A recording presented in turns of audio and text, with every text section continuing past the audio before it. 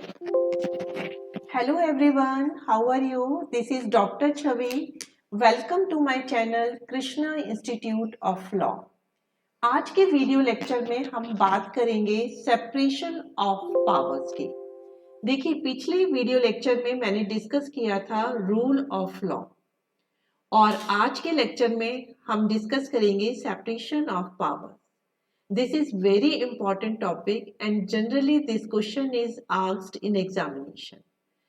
तो आप इस वीडियो लेक्चर को बहुत अच्छे से देखिए क्योंकि बच्चे इसमें बहुत ज़्यादा कंफ्यूज रहते हैं, उनको इसका कंसेप्ट ही क्लियर नहीं होता और कभी कभी सिर्फ मीनिंग क्लियर होता है तो उन्हें ये नहीं पता होता कि एग्जाम में इसको एलोबरेट कैसे करेंगे एज ए लॉन्ग क्वेश्चन। तो आज के वीडियो लेक्चर में हम डिस्कस करेंगे meaning, functional overlapping, importance of separation of power and criticism. तो लेक्चर हम शुरू करते हैं। तो सबसे पहले देखते हैं सेपरेशन ऑफ पावर का मीनिंग क्या है। देखिए, हमारे कंट्री में डेमोक्रेसी है, तो डेमोक्रेसी में हमारी गवर्नमेंट के 3 ऑर्गन है, legislature, executive and judiciary.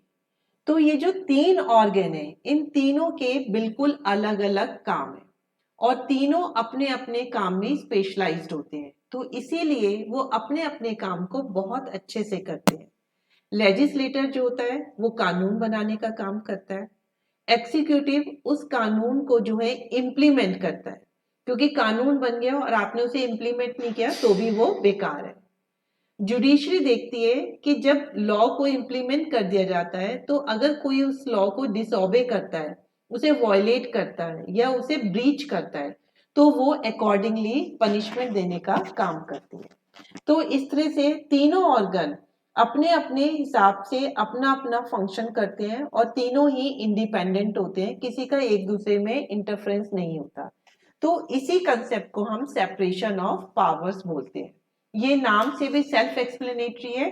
Separation of powers means जो पावर है उसे हमने 3 जगह अलग अलग जो है सेपरेट कर दिया है, क्योंकि जब आपके सेपरेशन ऑफ पावर होती है, एक दूसरे के काम में इंटरफेरेंस नहीं होता, तो वो काम बहुत अच्छे से होता है। आप इसका बहुत अच्छे से एग्जाम्पल ले सकते हैं कॉलेज या यूनिवर्सिटी में। आपने देखा होगा कॉलेज में प्रिंसिपल होते हैं, फिर टीचर्स होती हैं, डिसिप्लिन के लिए एक प्रॉक्टर्स होता है और एडमिनिस्ट्रेटिव ऑफिसर होता है। तो चारों लोगों के काम बटे हुए हैं। प्रिंसिपल सारा पॉलिसी मेकिंग करता है कि टाइम टेबल कैसे होगा, बच्चों के डेवलपमेंट के लिए कौन कौन सी चीजें करनी चाहिए, बच्चों का रिजल्ट कैसे इंप्रूव करना चाहिए, तो वो पॉलिसी मैटर बनाते हैं और सब लोगों को मॉनिटर करते हैं। टीचर्स जो है उनका पढ़ाने का काम है, तो वो बच्चों को अच्छे से पढ़ाते हैं ताकि बच्चों का रिजल्ट बहुत अच्छा रहे। जो डिसिप्लिन इंचार्ज होता है प्रॉक्टर, वो डिसिप्लिन रखता है कि कॉलेज में कहीं भी न्यूसेंस ना हो और पढ़ाई के लिए बहुत ही अच्छा एमिकेबल एटमॉस्फेयर होना चाहिए। एडमिनिस्ट्रेटिव ऑफिसर पूरे जो आपकी कॉलेज कैंपस होता है उसका ध्यान में रखता है कि मेंटेनेंस हो रही है, ग्रीनरी पूरी डेवलप है, कहीं कोई चीज खराब तो नहीं है, उसे ठीक कराना। तो ये एडमिनिस्ट्रेटिव ऑफिसर का वर्क होता है। तो चारों लोगों की अपने अपनी फंक्शन और अपनी अपनी पावर है, तो तभी कॉलेज बहुत अच्छी तरीके से चलता है। हम टीचर्स को बोल दें कि आप एडमिनिस्ट्रेटिव ऑफिसर का काम करिए, तो वो उसका उनमें स्पेशलाइजेशन नहीं होगा। हम एडमिनिस्ट्रेटिव ऑफिसर को बोलें कि अब आप पढ़ाने का काम शुरू कर दीजिए, तो वो नहीं पढ़ा पाएंगे क्योंकि वो उस काम में स्पेशलाइजेशन नहीं रखते। तो इस तरीके से जब हर व्यक्ति की अलग अलग फंक्शंस होते हैं तो वो काम जो है बहुत अच्छे से करते हैं, तो इसे बोलते हैं सेपरेशन ऑफ पावर। इसमें 2 बहुत अच्छे केस हैं, लीडिंग केस हैं, Indira Gandhi versus Rajnarayan and Asif Hamid versus state of Jammu and Kashmir. देखिए, 1975 में इंदिरा गांधी को जो है प्राइम मिनिस्टर चुना गया, तो जो राजनारायण थे उन्होंने कहा इलेक्शन में जो है करप्शन हुआ है, करप्ट प्रैक्टिस अडॉप्ट की गई है, तो उन्होंने जो इंदिरा गांधी चुनी गई थी उनके अगेंस्ट जो है केस जो है कोर्ट में दायर किया। तो इंदिरा गांधी ने क्या किया, वो उन्होंने कॉन्स्टिट्यूशन का अमेंडमेंट किया, 39th अमेंडमेंट। उन्होंने कहा कि जो भी पीएम का इलेक्शन होता है और स्पीकर का इलेक्शन है उसे कॉन्स्टिट्यूशन की 9th शेड्यूल में रखा जाएगा, और इसको इन्होंने रिट्रोस्पेक्टिव इफेक्ट दिया कि ये पिछली डेट से लागू होगा और पीएम को और स्पीकर को कोई भी इलेक्शन से रिलेटेड मैटर के लिए, डिस्प्यूट के लिए कोर्ट में नहीं बुलाया जा सकता, क्योंकि जब राजनारायण ने कोर्ट में केस दाखिल कर दिया और उसके बाद उन्होंने ये अमेंडमेंट लेके आए ताकि उनको जो है कोर्ट में प्रेजेंट ना होना पड़े।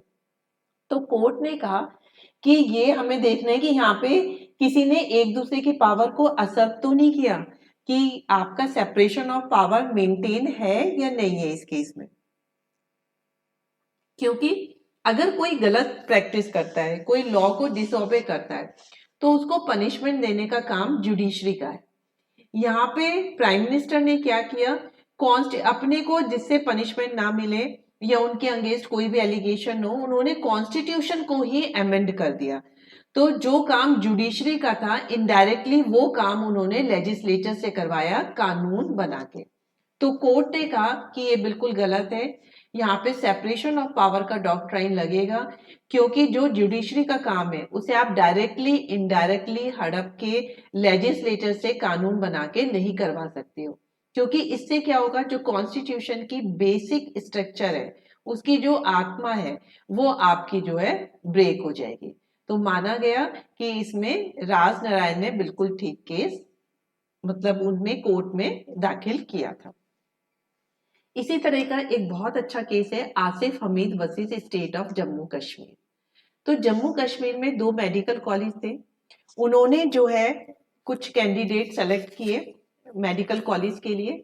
तो अब कोर्ट ने क्या किया, जो हाई कोर्ट था जम्मू कश्मीर, उसने कहा नहीं, ये जो इन्होंने कैंडिडेट सेलेक्ट किए मैं इनका सिलेक्शन नहीं मानता, और उन्होंने उसको सेट असाइड कर दिया, अलग कर दिया। उन्होंने कहा कि हमने जम्मू कश्मीर स्टेट को एक इंस्ट्रक्शन पास करी थी कि ये जो 2 मेडिकल कॉलेज है, ये खुद किसी भी कैंडिडेट को सेलेक्ट नहीं करेंगे, ये एक इंडिपेंडेंट स्टैचुरी बॉडी बनाएंगे जिसमें एग्जीक्यूटिव से बिल्कुल फ्री होगी, और वो स्टैचुरी और जो बॉडी है वही कैंडिडेट को सेलेक्ट करेगी। लेकिन स्टेट ने ऐसा नहीं किया, इसलिए जो मेडिकल कॉलेज ने कैंडिडेट को सेलेक्ट किया हम उसको नहीं मानेंगे।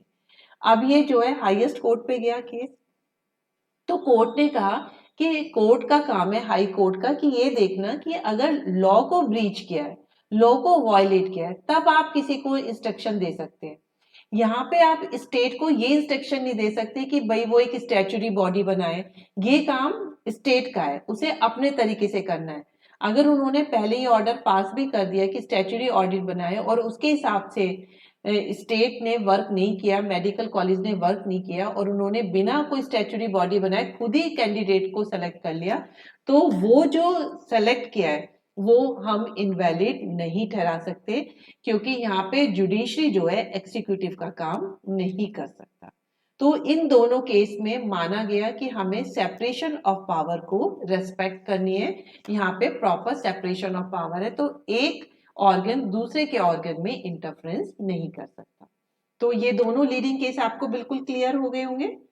अब है इसका कि कभी कभी हम देखते हैं हमारे कॉन्स्टिट्यूशन में जो है बिल्कुल water tight separation of power नहीं है। Water tight separation of power का क्या मतलब है, ये नहीं है कि ये बिल्कुल रिजिड है कि 3 ऑर्गन है तो लेजिस्लेटिव सिर्फ कानून ही बनाएगा, एक्सिक्यूटिव सिर्फ उसे इम्प्लीमेंट ही करेगा, और जुडिशरी सिर्फ पनिशमेंट देने का ही काम करेगी। ऐसा नहीं है।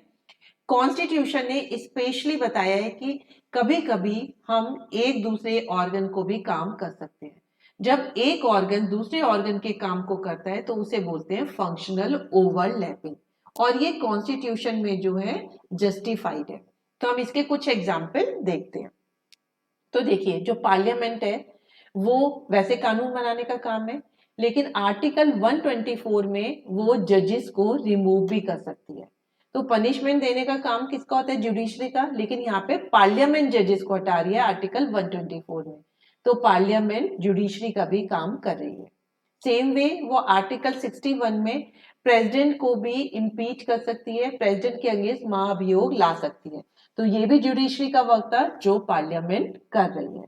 तो यहाँ पे हमने देखा लेजिस्लेटर अपने काम के अलावा जुडिशरी के फंक्शन को भी देख रही है, और ये कॉन्स्टिट्यूशन में लिखा है।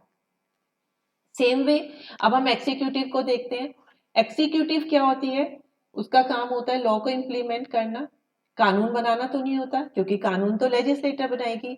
लेकिन आपने देखा होगा कि जब कोई अर्जेंट इमरजेंसी की सिचुएशन होती है या पार्लियामेंट सेशन में नहीं होती, तो प्रेसिडेंट भी, जो एग्जीक्यूटिव का हेड होता है, वो भी ऑर्डिनेंस को पास कर सकती है आर्टिकल 123 में। और इन ऑर्डिनेंस ये बिल्कुल वैसे ही वर्क करते हैं जैसे कि लेजिस्लेटर के बनाए हुए कानून करते हैं। तो एग्जीक्यूटिव वैसे तो लॉ को इंप्लीमेंट करती है, लेकिन कॉन्स्टिट्यूशन ने प्रेसिडेंट को पावर दे रखी है कि इमरजेंसी में वो भी ऑर्डिनेंस को पास कर सके। सेम वे आर्टिकल 111 में क्या होता है, कोई भी बिल तब तक कानून नहीं बन सकता जब तक कि प्रेसिडेंट उसको एक्सेप्ट ना कर ले। तो एक तरीके से लॉ मेकिंग प्रोसीजर में भी प्रेसिडेंट का बहुत ज्यादा रोल हो जाता है। तो प्रेसिडेंट जो है एग्जीक्यूटिव का हेड होता है, तो हम देखते हैं कि एग्जीक्यूटिव का काम है लॉ को इंप्लीमेंट करना, लेकिन आर्टिकल 123 आर्टिकल 111 में वो लॉ बनाने का भी काम कर रही है। लास्ट में आता है हमारा जुडिशरी। जुडिशरी का आपको पता ही है, काम है कि अगर कोई लॉ को वायलेट करता है, ब्रीच करता है, तो वो अकॉर्डिंगली पनिश करती है। लेकिन यहाँ पे वो पार्लियामेंट का भी काम करती है, मीन्स कहीं कहीं कानून भी बनाती है। तो आर्टिकल 141 कहता है कि सुप्रीम कोर्ट का कोई भी डिसीजन होगा तो वो उसके लोअर जितने भी कोर्ट होंगे वो माने जाएंगे। सेम वे हाई कोर्ट का कोई डिसीजन होता है तो हाई कोर्ट के नीचे जितने भी कोर्ट आएंगे उन्हें उनको मानना ही पड़ेगा। तो इन्हें बोलते हैं जुडिशियल प्रेसिडेंट। ये भी एक लॉ की तरह काम करते हैं, क्योंकि जितने भी लोअर कोर्ट होंगे वो इन डिसीजन से जो है बाइंड होंगे। तो यहाँ पे जुडिशरी क्या कर रही है, लेजिस्लेटर का काम कर रही है। सेम वे आर्टिकल 145 कहता है कि जुडिशरी अपने फंक्शन को बहुत अच्छे से चलाने के लिए रूल्स रेगुलेशन भी बना सकती है। तो रूल्स रेगुलेशन बनाने का काम लेजिस्लेचर का होता है, लेकिन यहाँ पे जुडिशरी को भी ये पावर दे दी गई है। तो जुडिशरी पनिश करने के साथ साथ आर्टिकल 141 और 145 में कानून बनाने का भी काम करती है। तो ये है फंक्शनल ओवरलैपिंग और ये कॉन्स्टिट्यूशन में जस्टिफाइड है। तो ये हो गए आपके एग्जाम्पल ऑफ फंक्शनल ओवरलैपिंग कि हमारा कॉन्स्टिट्यूशन ये नहीं कहते कि बिल्कुल रिजिड सेपरेशन ऑफ पावर हो। हमारे सेपरेशन ऑफ पावर में कॉन्स्टिट्यूशन के अकॉर्डिंग फ्लेक्सिबिलिटी है कि जरूरत पड़ने पे और काम को जल्दी और एफिशिएंटली करने के लिए एक ऑर्गन दूसरे ऑर्गन के काम को भी कर सकता है। अब आता है importance of separation of power. देखिए सबसे पहला तो यही है कि कंसंट्रेशन ऑफ पावर को रोकती है। देखिए जहां भी कंसंट्रेशन होगी वहां पे मोनोपोली हो जाएगी और वहां पे पावर का मिसयूज होने लगेगा। अगर हम लेजिस्लेचर को कहते हैं आप ही कानून बनाओ, आप ही इम्प्लीमेंट करो, और कोई कानून को तोड़ता है तो आप ही सजा दो, तो जो ये सब काम करेंगे वो तो सोचेंगे हम तो राजा बन गए, अब तो हमें कोई टोक ही नहीं सकता, हमें ही डिसीजन सुनाना है और हमें ही सजा देनी है और हमें ही कानून बनाना है। तो इस तरह से क्या होता है कि बहुत पावर का मिसयूज होता है। लेकिन सेपरेशन ऑफ पावर की वजह से क्या होता है, सबके काम जो है डिसेंट्रलाइज हो जाते हैं। कोई कानून बना रहा है, कोई कानून को इम्प्लीमेंट कर रहा है, कोई उसको पनिश कर रहा है अगर लॉ को डिसोबे करता है। तो इसकी वजह से कोई भी जो है मोनोपोली की सिचुएशन में नहीं आता और पावर को मिसयूज नहीं करता। नेक्स्ट है it ensure rule of law. देखो रूल ऑफ लॉ कहता है कि लॉ सुप्रीम है, हर कोई लॉ के हिसाब से ही चलेगा, अपनी मनमर्जी से नहीं चलेगा। किसी भी ऑर्गन पे कोई भी जो है डिस्क्रिशनरी पावर नहीं होगी। डिस्क्रिशनरी का मतलब होता है कि हम लॉ से हटके सर्कमस्टांसेस के हिसाब से अपने को भी एक पावर मिली होती है कि हम उसी हिसाब से डिसीजन ले सकते हैं। क्योंकि जहां पे डिस्क्रिशनरी होती है वहां पे आर्बिट्रेरी पावर भी आ जाती है और उसका बहुत मिसयूज होता है। तो रूल ऑफ लॉ फॉलो तभी होता है जब सेपरेशन ऑफ पावर होती है, क्योंकि हमें पता है तीनों ऑर्गन बिल्कुल लॉ के हिसाब से ही चलेंगे, वो अपनी कोई भी डिस्क्रिशनरी पावर को यूज नहीं करेंगे, जिससे पावर का मिसयूज नहीं होता। नेक्स्ट है it protect liberty and rights of citizen. देखिए हमारे जो भी 6 फंडामेंटल राइट होते हैं उनको प्रोटेक्ट कौन करता है, जुडिशरी करता है, और जुडिशरी बिल्कुल इंडिपेंडेंट होता है। अगर सेपरेशन ऑफ पावर ना हो तो एग्जीक्यूटिव जुडिशरी के काम में दखल देगा, लेजिस्लेटर भी जुडिशरी के काम में दखल देगा। तो जुडिशरी डर की वजह से या फेवर की वजह से सिटीजन के फंडामेंटल राइट को बहुत अच्छे से प्रोटेक्ट नहीं कर पाएगा। तो इसीलिए जुडिशरी बिल्कुल इंडिपेंडेंट होती है, कोई भी लेजिस्लेटर या एग्जीक्यूटिव उसके काम में इंटरफेरेंस नहीं कर सकती। इसीलिए जुडिशरी बहुत अच्छी तरीके से सिटीजन के फंडामेंटल राइट को प्रोटेक्ट करती है। नेक्स्ट है इट इंश्योर एफिशिएंट गवर्नेंस। देखिए एफिशिएंट गवर्नेंस का मतलब क्या होता है कि कोई भी काम को हम बहुत ही अच्छी तरीके से कर रहे हैं, उसमें क्या है आपकी अकाउंटेबिलिटी भी है, ट्रांसपेरेंसी भी है और सब अच्छी तरीके से जो है अपने अपने स्पेशलाइजेशन के हिसाब से काम करते हैं, क्योंकि तभी जल्दी काम होता है, बहुत इफिशिएंटली काम होता है। तो ये जो तीनों ऑर्गन है जुडिशरी, एग्जीक्यूटिव, लेजिस्लेचर, ये अपने अपने काम में स्पेशलाइज होते हैं। जुडिशरी में सारे एडवोकेट जजेस होते हैं जिन्होंने लॉ की पढ़ाई करी होती है, तो उन्हें लॉ का बहुत ज्यादा ज्ञान होता है। एग्जीक्यूटिव में सब जैसे इनकम टैक्स ट्रिब्यूनल है या आपका कंज्यूमर फोरम है या आपका इलेक्शन कमीशन है, तो उसमें उसी फील्ड के लोग होते हैं, तो एग्जीक्यूटिव अपने काम को बहुत अच्छे से करती है। लेजिस्लेचर में मिनिस्टर्स होते हैं, तो वो अपने हिसाब से कानून बनाते हैं, तो सबको अपने अपने एरिया में एक्सपर्ट है और उसी हिसाब से काम करते हैं, तो बहुत ही एफिशिएंट गवर्नेंस इससे एंश्योर होती है। नेक्स्ट है मेंटेन कॉन्स्टिट्यूशनल सुपरमेसी। इसमें क्या है, कॉन्स्टिट्यूशन सुपरमेसी का मतलब है हर कोई कॉन्स्टिट्यूशन के हिसाब से काम करेगा, क्योंकि अगर हमने इन्हें तीनों को अलग अलग कर दिया तो पता है अगर एक ऑर्गन कॉन्स्टिट्यूशन के हिसाब से नहीं करेगा तो दूसरा ऑर्गन उस पर ऑब्जेक्शन लगा देगा। तो इसीलिए हर ऑर्गन कॉन्स्टिट्यूशन के हिसाब से काम करता है। अगर वो दूसरे के काम में इंटरफेरेंस भी करता है, जैसे कि हमने फंक्शनल ओवरलैपिंग में देखा कि वो दूसरे ऑर्गन का भी काम कर रहा है, तो वो भी कॉन्स्टिट्यूशन की इजाजत से ही करेगा। तो इस तरह से कॉन्स्टिट्यूशन की सुपरमेसी जो है मेंटेन रहती है। लास्ट है इट प्रमोट डेमोक्रेटिक गवर्नेंस। देखिए हमारे देश में डेमोक्रेसी है, तो डेमोक्रेसी में क्या होता है, गवर्नमेंट अकाउंटेबल होनी चाहिए। तो हमारे यहाँ पे तीनों ऑर्गन काम करते हैं। तो एग्जीक्यूटिव जो लॉ को इम्प्लीमेंट करती है, तो वो अगर कोई भी गलत करती है तो वो पार्लियामेंट के प्रति जो है उत्तरदायी होती है। तो इस तरह से हम देखते हैं कि सेपरेशन ऑफ पावर की वजह से तीनों का कंसंट्रेशन नहीं है पावर का, तीनों अलग अलग काम करे और तीनों एक दूसरे के काम पे निगाह रखती है, तो इससे डेमोक्रेटिक गवर्नेंस बनी रहती है। तो इंपॉर्टेंस बिल्कुल क्लियर हो गई। अब आपका लास्ट टॉपिक आता है criticism of doctrine of separation of power. देखिए सबसे पहला तो यही है कि मॉडर्न गवर्नमेंट में कंप्लीट सेपरेशन बिल्कुल इम्प्रैक्टिकल है। देखिए पहले की जो स्टेट होती थी उनके दो ही काम होते थे, लॉ एंड ऑर्डर मेंटेन करना, दूसरा लोगों को प्रोटेक्ट करना इंटरनल वॉर से और एक्सटर्नल वॉर से। लेकिन आज की जो स्टेट है वो वेलफेयर स्टेट है। वेलफेयर स्टेट का मतलब होता है गवर्नमेंट लोगों के भलाई के लिए, वेलफेयर के लिए सारे काम करती है। वो एजुकेशन सेक्टर को भी देखेगी, वो हेल्थ सेक्टर को भी देखेगी, वो इंफ्रास्ट्रक्चर को भी देखेगी, वो कंज्यूमर के डिस्प्यूट्स को भी देखेगी, वो लेबर के डिस्प्यूट्स को भी देखती है, तो सारे काम करती है। तो इसमें क्या होता है कि वो सारे काम, पार्लियामेंट को हम कहें इन सब चीजों के लिए कानून बना दो, तो वो 24 घंटे काम करेगी तब भी नहीं बना सकती। तो वो अपना कुछ काम जो है एग्जीक्यूटिव को डेलीगेट कर देती है, कि जैसे आपने देखा होगा इनकम टैक्स ट्रिब्यूनल है, आपका कंज्यूमर कमीशन है, आपके लेबर कोर्ट है। तो इनकम टैक्स से रिलेटेड जो भी आपके कानून मतलब रूल्स रेगुलेशन बनते हैं वो सारे इनकम टैक्स डिपार्टमेंट बनाता है। तो इस तरह से क्या हुआ, लेजिस्लेचर ने अपना थोड़ा सा काम जो है एग्जीक्यूटिव को डेलीगेट कर दिया। तो ये डेलीगेशन आज के मॉडर्न गवर्नमेंट में बहुत जरूरी है, नहीं तो काम ही नहीं हो सकता। नेक्स्ट है, अगर हम सेपरेशन ऑफ पावर को बहुत ज्यादा फॉलो करेंगे तो इट में slow decision making in urgent matter. आप देखते हैं कि कानून बनाने का काम पार्लियामेंट करती है।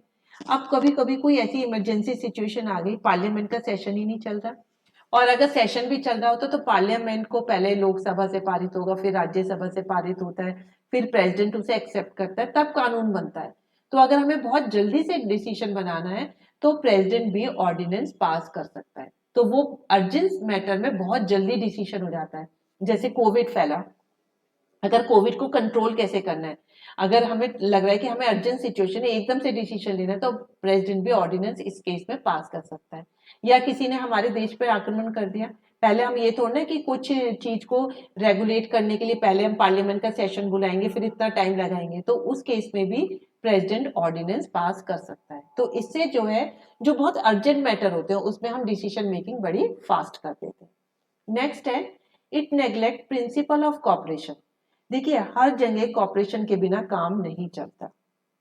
आप देखो कॉलेज में देखो, घर में देखो, आपकी मम्मी आपकी जो है खाना बनाती है, पापा आपके अर्निंग मेंबर होते हैं, ठीक है, आप मम्मी की हेल्प करा देते हो, तो ये क्या घर में भी कॉपरेशन चल रहा है ना, तो बिना कॉपरेशन के तो काम ही नहीं हो सकता बिल्कुल भी। इसी तरह से आप किसी भी ऑफिस में जाएं तो आप देखेंगे कि भाई पियोन जो है वो आपकी टेबल वो बिल्कुल साफ करके रखते हैं जिससे कि आप आए ऑफिस में अच्छे एटमॉस्फेयर में करें। एम्प्लॉय अपने मैनेजर की सुनता है, मैनेजर अपने जो है एमडी की सुनता है, तो सब में जो है कॉपरेशन चलता है। तो बिना कॉपरेशन के काम नहीं होता। लेकिन अगर हम कंप्लीट सेपरेशन ऑफ पावर पे जाएंगे तो एक दूसरे के जो ऑर्गन है वो एक दूसरे के काम में हेल्प ही नहीं करेंगे, ना एक दूसरे के काम में हाथ बटाएंगे, तो उससे क्या है चीजें बहुत ज्यादा कॉम्प्लेक्स हो जाती हैं और चीजों में बहुत ज्यादा टाइम कंज्यूमिंग होता है, बहुत ज्यादा कॉन्फ्लिक्ट बढ़ने लगते हैं। तो जो कंप्लीट सेपरेशन ऑफ पावर होता है वो कॉपरेशन के प्रिंसिपल को नेग्लेक्ट करता है। लेकिन आज की डेट में कॉपरेशन हर फील्ड में होना बहुत जरूरी है। लास्ट इसके क्रिटिसिज्म में it create conflict and delay. देखिए जैसे हमने बताया था कि कभी कभी क्या होता है कि कोई भी हम डिसीजन ले रहे हैं, पार्लियामेंट कानून बना रही है, तो उसमें क्या बहुत ज्यादा टाइम लग जाता है। तो जब इतना डिले होगा तो वो डिले ही खत्म हो जाएगा। या कोर्ट डिसीजन दे रहे हैं, आपने देखा होगा कोर्ट में किसी किसी केस को सेटल होने में 10-20 साल लग जाते हैं। अगर सारे ही केस उन पे चले जाएं, लेबर का भी डिस्प्यूट उन पे चले जाए, इनकम टैक्स के भी केस उन पे चले जाए, कंज्यूमर के केस भी उन पे चले जाए, तो जुडिशरी तो बहुत ही ज्यादा ओवरबर्डन ऑलरेडी है और हो जाएगी और किसी को न्याय ही नहीं मिलेगा। तो इसीलिए आपने देखा होगा कि इस डिले को रोकने के लिए जो है इस कॉन्फ्लिक्ट को रोकने के लिए income tax tribunal income tax से रिलेटेड मैटर सुन लेता है। जो एम्प्लॉयर एम्प्लॉय के डिस्प्यूट होते हैं वो लेबर कोर्ट सुन लेता है। कंज्यूमर की से रिलेटेड मैटर होता है वो कंज्यूमर कमीशन सुन लेता है। तो इस तरह से चीजें डिले नहीं होती है और न्याय जो है क्विकली मिल जाता है। तो इसीलिए ये सब इसकी क्रिटिसिज्म थी। तो ये कहते हैं क्रिटिसिज्म कि कंप्लीट सेपरेशन ऑफ पावर नहीं होना चाहिए, प्रिंसिपल ऑफ कोऑपरेशन होना चाहिए कि तीनों ऑर्गन एक दूसरे की हेल्प भी करें और जरूरत पड़ने पे एक दूसरे के काम को भी करें, जैसा कि जिसके एग्जाम्पल हमने फंक्शनल ओवरलैपिंग में देखेंगे। तो हमारा जो देश का कॉन्स्टिट्यूशन है वो यही कहता है कि हमारे यहाँ कंप्लीट सेपरेशन ऑफ पावर नहीं है, उसमें कॉपरेशन की फीलिंग है जिसकी वजह से हमारा सेपरेशन ऑफ पावर थोड़ा सा फ्लेक्सिबल हो जाता है।